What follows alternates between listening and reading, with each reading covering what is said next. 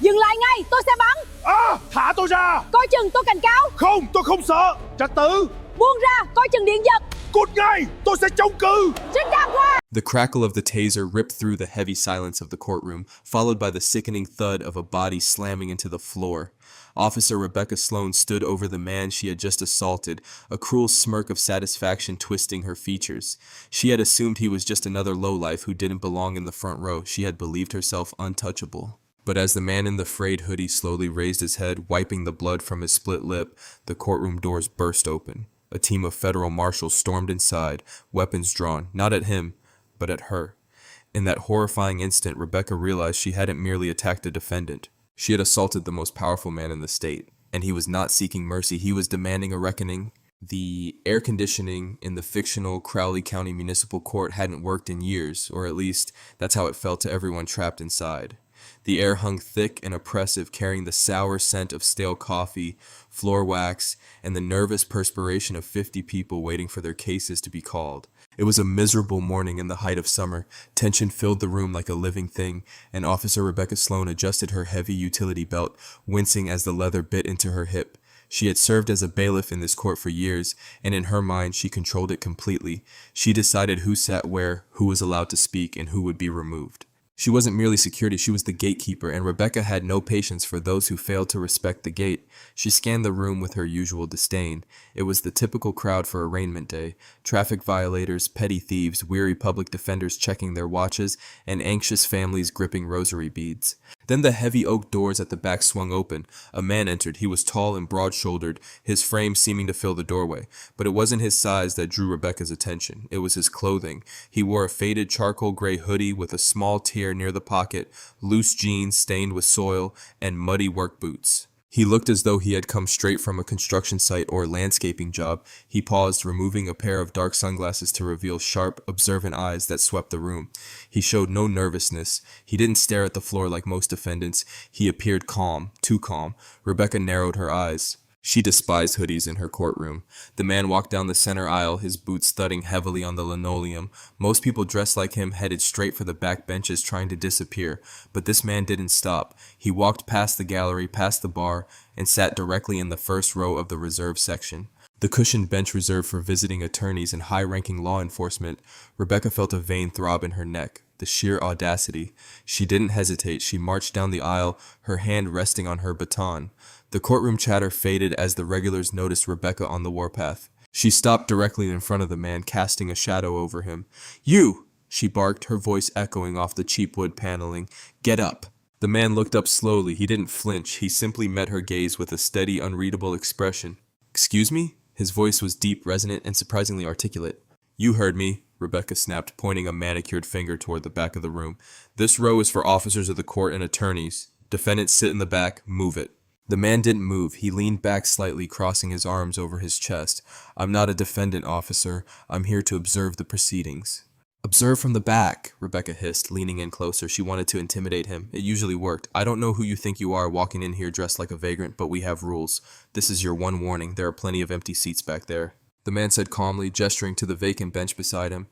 "And there are no signs indicating this is reserved seating. I'm comfortable here." A ripple of whispers spread through the courtroom. No one talked back to Rebecca Sloan, not if they wanted their case to proceed smoothly. Rebecca's face flushed a blotchy red. It wasn't just disobedience, it was the public humiliation of being challenged by someone she considered beneath her. She looked him up and down, sneering at his muddy boots. "Listen to me, pal." She lowered her voice to a menacing growl. "I don't care if you're comfortable. You're disrupting my court. You either move your ass to the back row with the rest of the riffraff, or I drag you out of here for disorderly conduct. Your choice." The man held her gaze for a long, tense moment. "Disorderly conduct requires a disruption of the peace or a threat to safety," he stated as if reading from a textbook. "Sitting quietly in a public courtroom constitutes neither. I suggest you step back, Officer Sloan." He knew her name. Rebecca froze for a second. She glanced at her badge. It was visible, of course, but no one ever read it. They just saw the uniform. The way he said Officer Sloan didn't sound like a plea. It sounded like a warning. But Rebecca was too far gone to heed warnings. Her ego had taken the wheel, and her foot was heavy on the accelerator. "That's it," she said, reaching for her radio. "I'm not playing games with you." She clicked the mic. "Central, I've got a 1016 in courtroom 4, refusal to comply, requesting backup for removal." The man shook his head slightly, a look of disappointment crossing his face. "You're making a mistake." "That's Officer Sloan to you," she shouted, causing several people in the back to jump. At that moment, the side door opened and the court clerk, a jittery young man named Owen Mercer, poked his head out. "Officer Sloan, Judge Lang is ready to take the bench. Is everything okay?" "No, it's not," Rebecca shouted, not taking her eyes off the man in the hoodie. "I've got an agitator refusing to follow protocol. Tell the judge to give me a few minutes to clear the trash." The man in the hoodie stood up then. He towered over her. "Trash?" he repeated, his voice dropping an octave, becoming dangerously cold. "Is that how you refer to the citizens of this county?" "I call it like I see it," Rebecca spat. "Then you need to get your eyes checked," the man said. The tension in the room was electric. Every eye was glued to the confrontation. The air conditioning might have been broken, but the temperature in the standoff had just plummeted to freezing. Rebecca's hand drifted from her baton to the taser on her belt. She was looking for a reason, any reason, and the man in the hoodie knew it. The silence was shattered by the screech of a chair leg as the man stood his ground. He didn't advance. He didn't raise his fists, but his sheer presence seemed to push Rebecca back. "Sit down!" Rebecca screamed, her hand now gripping the yellow handle of her taser. "I am leaving," the man said calmly. "If my presence in the front row is such a disturbance to your fragile order, I will leave the courtroom entirely." He turned to walk away, moving toward the center aisle. It was a de-escalation. He was walking away. Any reasonable officer would have let him go, muttered a curse, and called it a win. But Rebecca Sloan wasn't reasonable. She was vindictive. "I didn't say you could leave," she yelled. The adrenaline was surging through her system now, clouding her judgment. In her mind, him walking away was another act of defiance. He was turning his back on her authority. "Stop right there. You are being detained." The man stopped and turned halfway around, genuine confusion on his face. Detained for what crime? Leaving a room? For resisting a lawful order and disorderly conduct. Rebecca lunged forward. She didn't go for his arm to guide him. She went for his hoodie, grabbing the fabric near his neck and yanking him backward. The man stumbled, caught off guard by the sudden physical aggression. "Get your hands off me," he shouted, his composure cracking for the first time. He instinctively pulled his arm back to break her grip, a natural defensive reaction. "Assault! He's assaulting an officer!" Rebecca shrieked, playing to the gallery that was watching. She didn't hesitate. She drew the taser, aimed it at his chest from less than 3 feet away, and pulled the trigger. Pop! Hiss! The two probes shot out, embedding themselves into the thick fabric of the gray hoodie. The man's body went rigid as 50,000 volts of electricity surged through him. A collective gasp, followed by screams, erupted from the gallery. The man groaned, his knees buckling. He crashed to the floor, convulsing. It was a violent, brutal sight. "Yeah, stay down," Rebecca yelled, dropping the taser cartridge and reaching for her handcuffs. She didn't check if he was breathing. She didn't check if he had hit his head on the bench on the way down, which he had. A nasty gash had opened above his eyebrow, blood beginning to pool on the linoleum. She jumped on his back, driving her knee into his spine with unnecessary force. The man was dazed, groggy from the shock, barely moving. "Stop fighting, stop resisting," she screamed, even though he was lying perfectly still, face pressed against the dirty floor. She wrenched his arms behind his back, twisting his shoulders to the point of popping, and slapped the cuffs on so tight the metal bit into his skin. "You picked the wrong day and the wrong cop, buddy," she hissed into his ear, spittle flying from her mouth. By now the courtroom was in chaos. Several people in the back row had their phones out, recording. A young public defender, Claire Donovan, rushed forward from the bar. "Officer Sloan, stop! He's not resisting," Claire yelled, her eyes wide with horror. "He was leaving." "Back off, counselor, unless you want a pair of bracelets, too," Rebecca snapped, her chest heaving.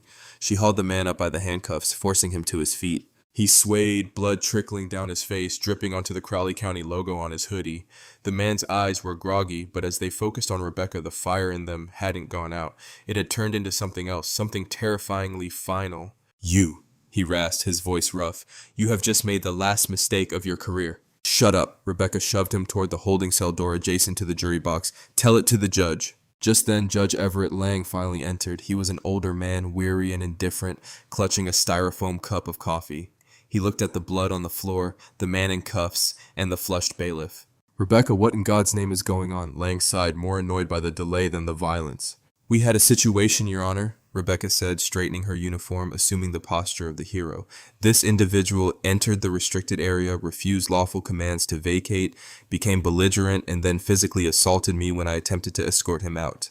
I had to deploy non-lethal force to subdue the threat." She lied as easily as she breathed. Judge Lang looked at the man. He saw the hoodie, he saw the mud on the boots, he saw the blood. He didn't see a citizen, he saw a nuisance. "Is this true?" Lang asked the man, though he didn't wait for an answer. "She's lying," the man said, spitting a little blood onto the floor. "I demand to make a phone call immediately." You're in no position to demand anything. Lang waved his hand dismissively. Take him to holding. We'll arraign him last. Let him cool off. Your Honor, please. Claire Donovan, the public defender, stepped in again. I saw the whole thing. He was walking away. This is police brutality. Sit down, Ms. Donovan, Lang snapped, or I'll hold you in contempt. I trust Officer Sloane's judgment. Get him out of my sight. Rebecca grinned. It was the smile of the victor. She shoved the man through the heavy metal door leading to the holding cells. As the door slammed shut, separating the man from the courtroom, Rebecca leaned against it, catching her breath. She felt powerful. She had neutralized the threat. She had won. She had no idea that the man she had just beaten, tased, and thrown into a cage was Dominic Vale. And Dominic Vale wasn't just observing the court, he was the newly appointed state attorney general. And he had come to Crowley County specifically to investigate rumors of corruption and abuse of power in Judge Lang's courtroom. Rebecca hadn't just assaulted a suspect, she had assaulted the man who signed her precinct's funding checks. Inside the holding cell, Dominic Vale sat on the cold concrete bench. His head throbbed and his wrists burned. He closed his eyes, taking a deep breath to center himself. He didn't scream. He didn't bang on the bars. He waited. Because Dominic knew something Rebecca didn't. His security detail, 2 undercover federal marshals who were parking the car when he went in early, would be wondering why he hadn't texted them the all clear. They would be coming in soon, and when they did, hell was coming with them. Time had passed since Dominic Vale had been thrown into the holding cell. In the courtroom, the buzz of adrenaline was beginning to fade, replaced by the dull drone of Judge Lang calling the first case on the docket. State versus Gregory Ellison, the judge mumbled, shuffling papers. Rebecca Sloane was standing by the bailiff station, wiping her hands with sanitizer. She felt a strange mixture of exhilaration and annoyance. She had put a thug in his place, but now she had to do paperwork on the use of force. She looked over at Owen Mercer, the clerk. Make sure you note that he lunged, Rebecca whispered loudly, and that I gave 3 verbal warnings. I didn't hear 3, Rebecca, Owen stammered, looking down at his keyboard. You heard 3, Rebecca said, her voice dropping to that dangerous low growl she used to intimidate inmates. Unless you want to explain to the lieutenant why you were contradicting a senior officer. Owen swallowed hard and typed, Defendant ignored 3 verbal commands. Just then, the double doors at the back of the courtroom didn't just open, they flew open with such force that one of them cracked against the interior wall. The sound was like a gunshot.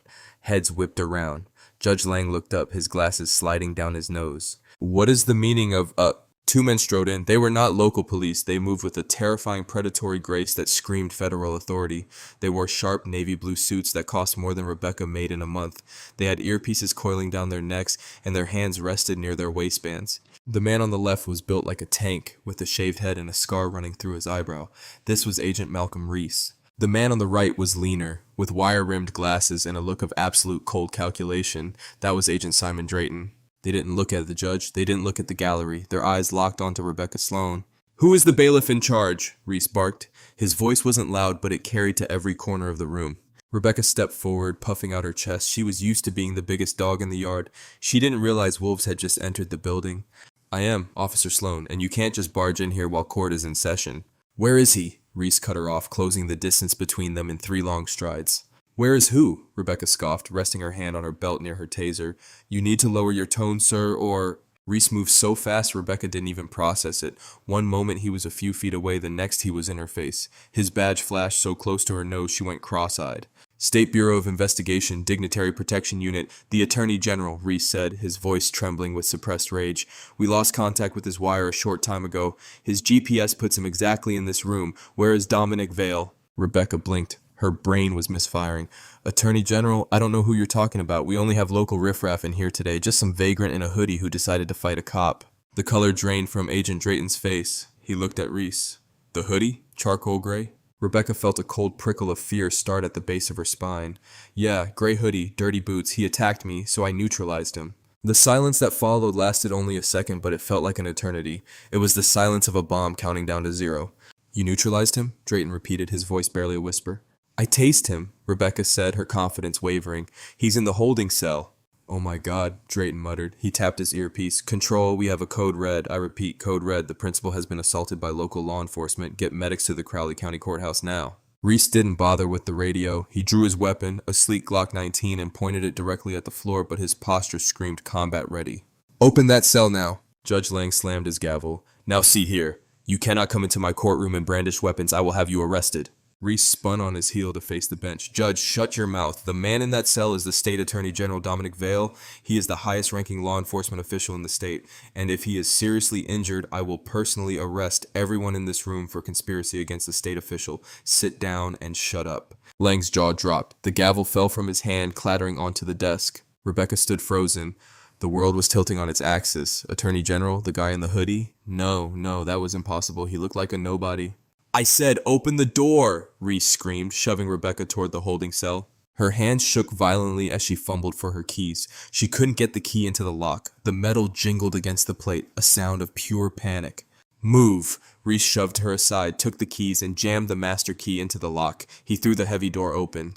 Dominic! Reese shouted, rushing into the dark, cramped cell. The gallery was on its feet. Phones were recording everything. This wasn't just a courtroom drama anymore. This was history unfolding live on social media. The captions on the live streams changed from court drama to cops tase the attorney general. Inside the cell, Dominic Vale was sitting on the bench, his head resting against the cinder block wall. The blood from the gash on his forehead had dried into a crusty, dark streak down the side of his face. His wrists, still bound tightly behind his back, were throbbing. When Reese burst in, Dominic opened his eyes. He didn't look broken. He looked angry. A cold, focused anger that was far more terrifying than shouting. Get these off me, Dominic said calmly, turning his back to Reese. Boss, are you hit? Reese asked, holstering his weapon and pulling out a key for the cuffs. Tased. Hit my head on the way down, I'm fine. Dominic grunted as the cuffs clicked open. He rubbed his wrists where deep red welts had formed. Did you secure the room? Drayton has the room locked down. Medics are on their way. Cancel the medics, Dominic said, standing up. He swayed slightly and Reese grabbed his arm to steady him. Sir, you have a head wound. I said cancel them, Dominic ordered. I don't want a stretcher. I want to walk out there. I want them to see exactly what they did. He wiped the fresh blood from his eyebrow with the back of his hand, smearing it across his cheek. It made him look savage. He adjusted his hoodie, pulling it straight. Give me your phone, Dominic said. Reese handed it over. Dominic dialed a number. It's Vale. I'm at the Crowley Courthouse.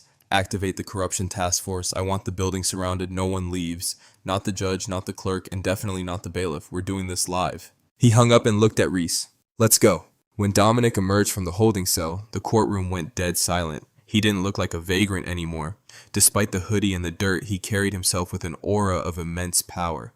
He walked past Rebecca Sloan. She was pressed against the wall, her face the color of old ash. She was trembling so hard her utility belt was rattling. Dominic didn't stop at the defendant's table. He walked straight through the gate, past the prosecutor, and stood directly in front of the judge's bench. Judge Lang was pale, clutching his chest. Mr. Attorney General, I had no idea. It was a misunderstanding. A misunderstanding is when you spill coffee on someone, Judge. Dominic's voice boomed. He didn't need a microphone. Assaulting a citizen for sitting in a public seat is not a misunderstanding. It is a civil rights violation. He turned slowly to face Rebecca. Officer Sloan, he said. Rebecca flinched. Sir, you resisted. I felt threatened.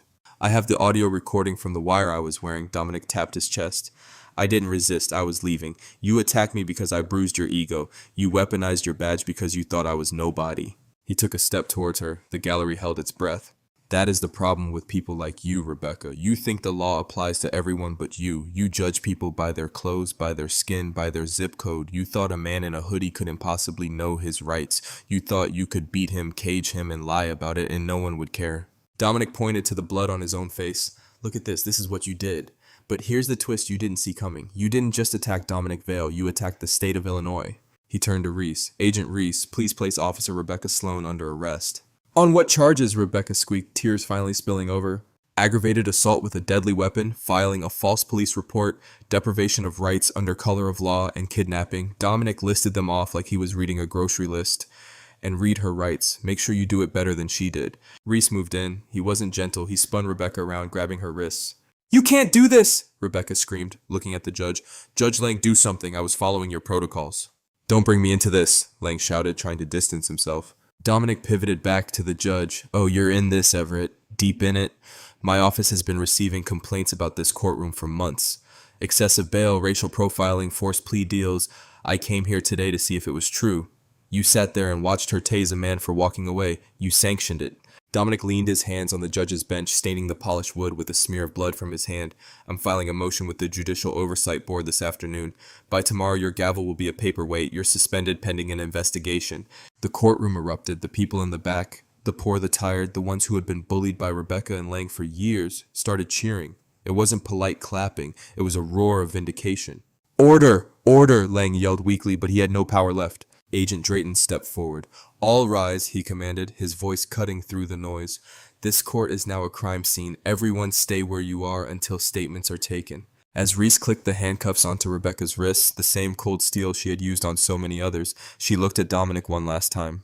I have a pension, she sobbed. I have years. Dominic looked down at her, his expression unyielding.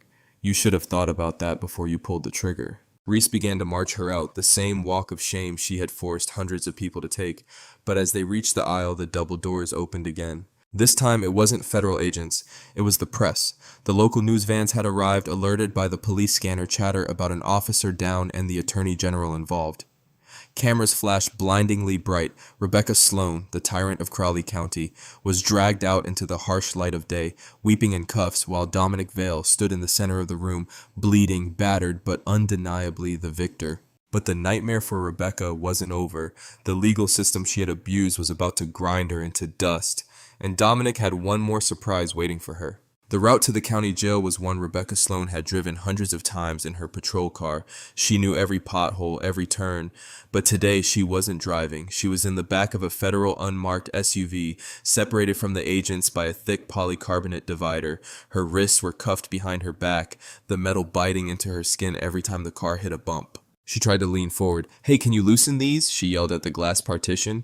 I'm losing circulation. Agent Reese didn't even turn around. He just turned up the radio. When they arrived at the precinct, her precinct, Rebecca expected professional courtesy. She expected the blue wall of silence to protect her. She thought the boys in blue would rally, slow walk the paperwork, maybe lose the evidence, and let her go with a slap on the wrist. She was wrong. As she was marched into the booking area, she saw the shift commander, Sergeant Raymond Holt. They had worked together for years. They had been to barbecues at each other's houses.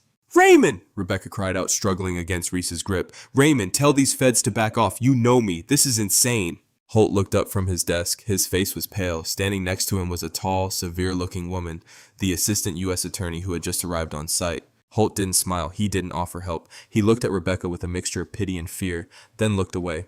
Process her, Sergeant, the assistant U.S. attorney ordered. By the book, no favors. If I see anyone slipping her a coffee or a phone, they'll be named as co-conspirators. Yes, ma'am, Holt mumbled.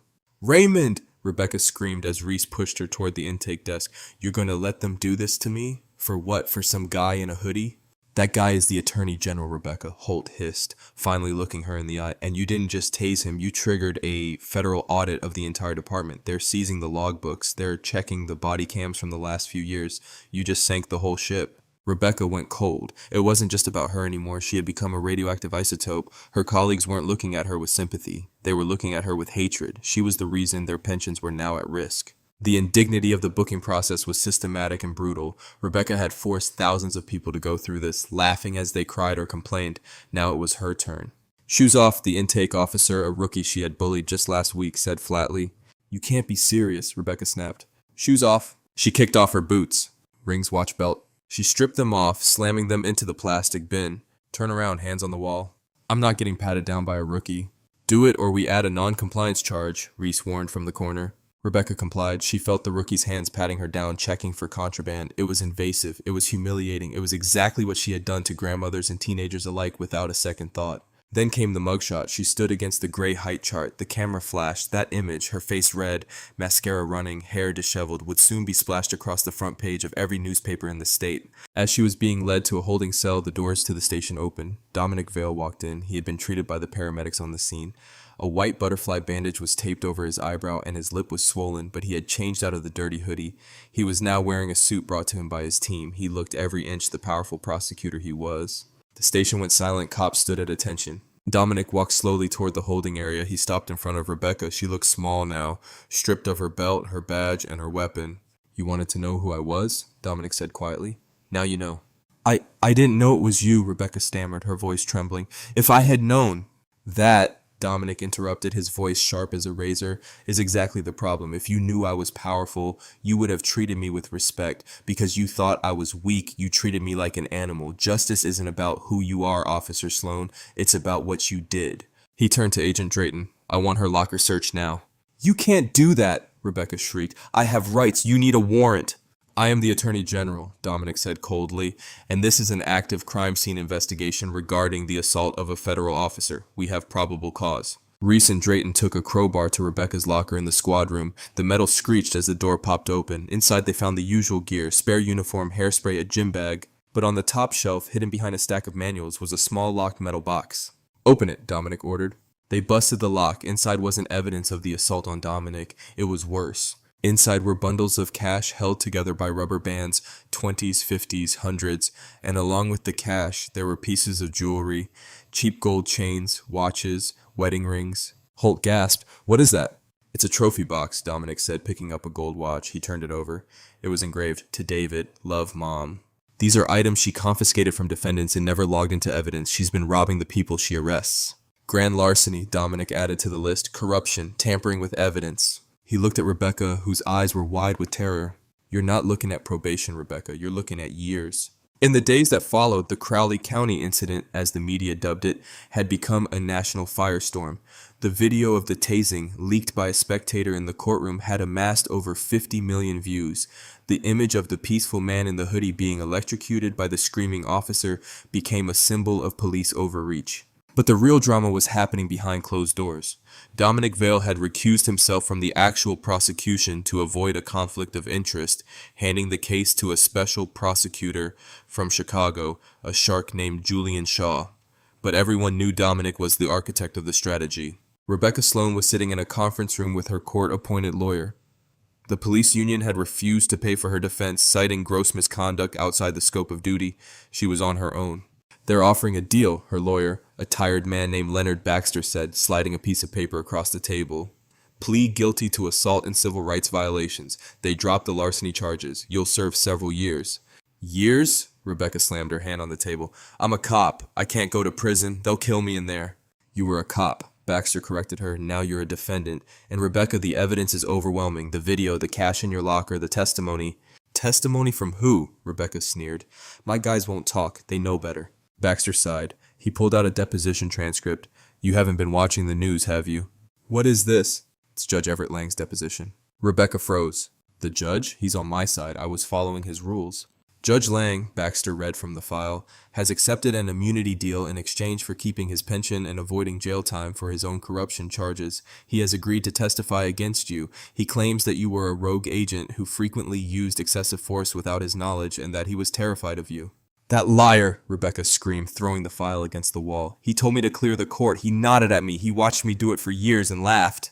"It doesn't matter what the truth is," Baxter said grimly. "It matters what he can prove. And right now he's painting you as the monster to save his own skin. He's the star witness for the prosecution." The sight of the two tyrants, the brutal enforcer and the corrupt judge, both in chains being led away to the same transport van, was an image that would be printed in history books. Dominic Vale watched them go. He felt a hand on his shoulder. It was Claire Donovan, the young public defender who had tried to help him on that first day. "You did it," she said, looking at the empty bench. "You actually cleaned house." Dominic touched the faint scar above his eyebrow. "We took out the trash." "Claire," he said, "now comes the hard part, keeping it clean." He walked out of the courthouse and into the rain. The reporters were shouting questions, the cameras were flashing, but Dominic didn't stop for interviews. He got into his car, took a deep breath, and finally, for the first time in months, he smiled. The system was broken, yes, but today, just for today, the good guys had won, and karma had delivered a strike that no one in Crowley County would ever forget. And that is the incredible story of how one arrogant officer and a corrupt judge learned the hardest lesson of their lives. Never judge a book by its cover, and never assume you are above the law. Rebecca Sloan thought her badge was a shield that would protect her from consequences, but she forgot that true power doesn't come from a uniform. It comes from integrity. In the end, the very system she abused was the one that locked her away, proving that justice might be slow, but it always arrives. If you enjoyed this story of instant karma and justice served cold, please hit that like button. It really helps the channel grow and lets me know you want more stories like this. Don't forget to share this video with your friends to remind them that karma is always watching. And if you haven't already, smash that subscribe button and ring the notification bell so you never miss a new story. Thanks for watching, and I'll see you in the next one.